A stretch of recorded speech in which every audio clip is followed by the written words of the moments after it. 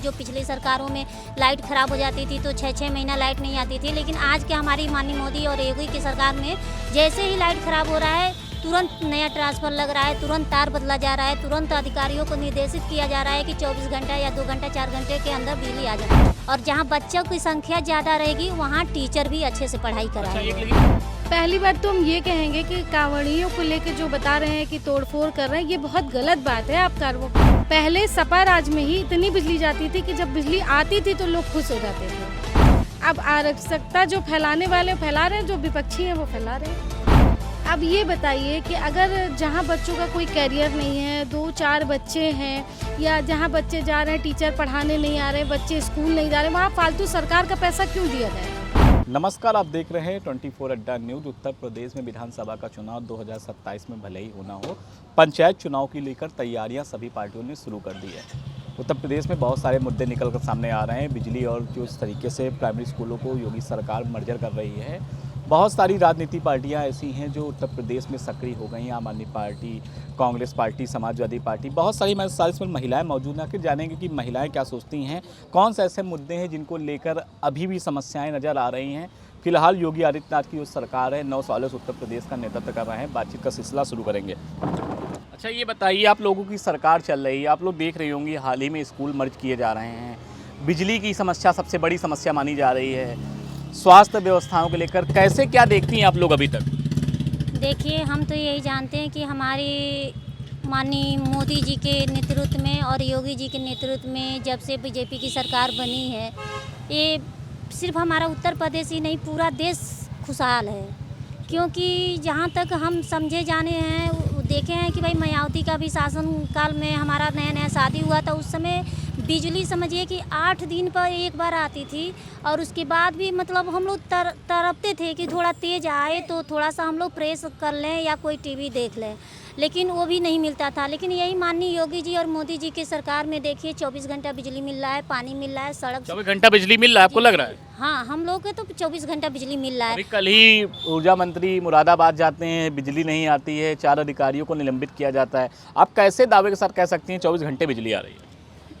देखिए, ये तो इलेक्ट्रॉनिक आधुनिक सामान है। कहीं मान लीजिए आंधी आ गया, कहीं कुछ बारिश तेज़ होने की वजह से मशीनरी ख़राब हो जाती है। लेकिन ऐसा नहीं है कि जो पिछली सरकारों में लाइट ख़राब हो जाती थी तो 6-6 महीना लाइट नहीं आती थी, लेकिन आज के हमारी माननीय मोदी और योगी की सरकार में जैसे ही लाइट ख़राब हो रहा है तुरंत नया ट्रांसफर लग रहा है, तुरंत तार बदला जा रहा है, तुरंत अधिकारियों को निर्देशित किया जा रहा है कि 24 घंटा या 2 घंटा 4 घंटे के अंदर बिजली आ जाना चाहिए। चलिए, अच्छा ये बताइए, स्कूल जो मर्जर सरकार द्वारा किए जा रहे फैसले को आप लोग कैसे देखती है? कहते हैं कि आप लोग महिलाएं हैं, बहुत सारे क्षेत्रों में जाती होंगी और नेता भी हैं, तो क्या आपको लगता है सरकार का फैसला सही है या गलत है? आप क्या सोचते हैं इससे?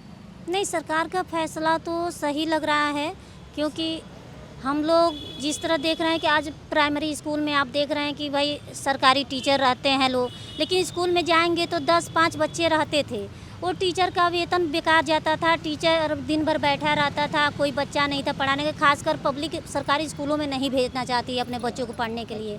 तो ऐसे में हमारी सरकार एक ही है कि मतलब जो प्राइमरी तक जो बच्चे पढ़ रहे थे सरकारी स्कूलों में, जिस स्कूल में संख्या कम है, वैसे स्कूलों को कुछ बंद करके और प्राइमरी और जूनियर दोनों क्लासेस एक में जोड़ा जाएगा। इससे मतलब पब्लिसिटी में भी एक मती जाएगा कि हाँ, पब्लिक जानेगा कि यहाँ 1 से लेके और 6 तक पढ़ाई हो रही है, 8 तक पढ़ाई हो रही है, अच्छे टीचर हैं। और जहाँ बच्चों की संख्या ज़्यादा रहेगी वहाँ टीचर भी अच्छे से पढ़ाई कराएंगे। अच्छा, एक लेकिन सवाल ये भी आ रहा है कि आप लोग नेता हैं, भारतीय जनता पार्टी के, बीजेपी में महिलाओं को सम्मान मिल रहा है, संगठन से आप लोग बात बनती है, कभी की बहुत खबरें आती हैं, निकल कर वीडियो आते हैं, संगठन महिलाएं आरोप लगाती हैं हमारी कोई अध्यक्ष जी सुनते नहीं, हमारी मंत्री सुनते नहीं हैं।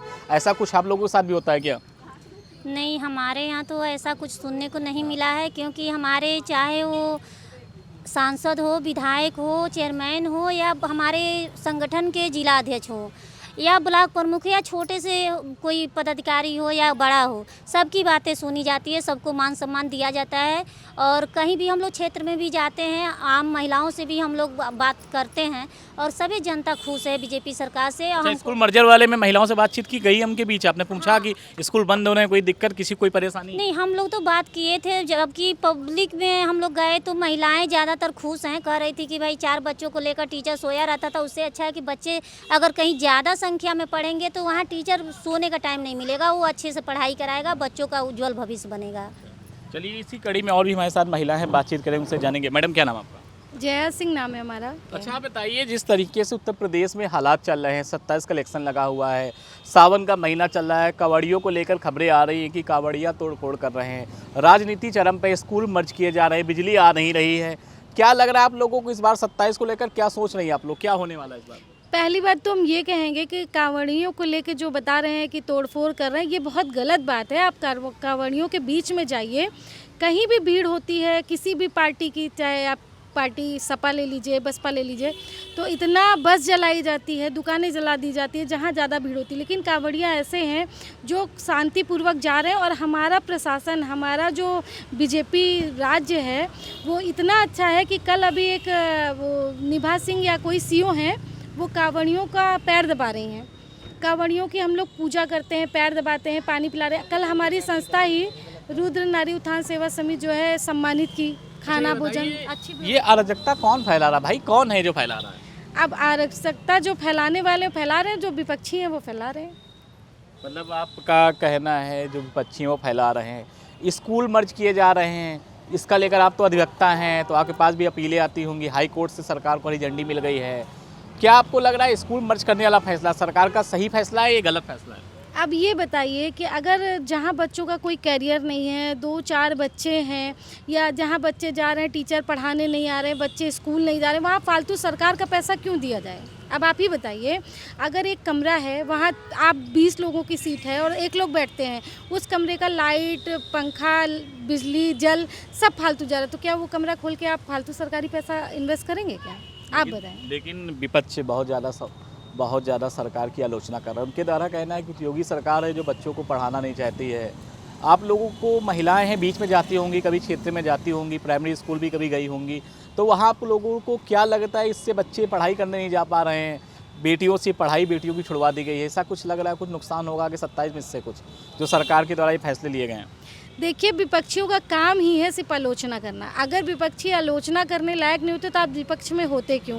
दूसरी बात हम आपको बताते हैं कि सरकार कहाँ बच्चों को पढ़ाई रुकवा रही है, बच्चों का कहाँ फीस बंद करा रही है। यहाँ देखिए, आपको पता है सुकन्या योजना, पढ़ाई के लिए योजना, बच्चियों को पैसे दिए जा रहे हैं पढ़ने के लिए, बच्चों को भी आगे लाभ दिया जा रहा है, यहाँ मार्शल आर्ट भी सिखाया जा रहा है, कितनी कितनी योजनाएँ आ गई। ये देखिए विपक्षी क्या कहते हैं, वो कितना भ्रमित कर रहे हैं जनता को, वो उनका जानना, और वो हमेशा विपक्ष में थे और विपक्ष में ही रहेंगे वो।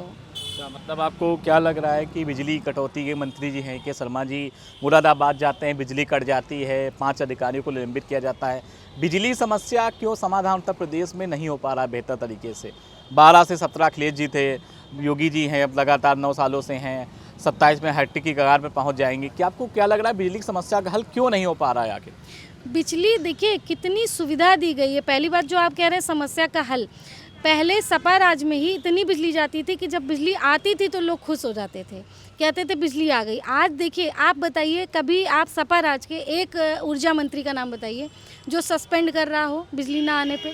अपनी अच्छे के लिए, बिजली को अच्छा करने के लिए तो सस्पेंड किया जा रहा है भाई। जब कोई गलत काम कर रहा है, ऊर्जा मंत्री वहाँ जा रहे हैं, यही बहुत बड़ी बात है सरकार की।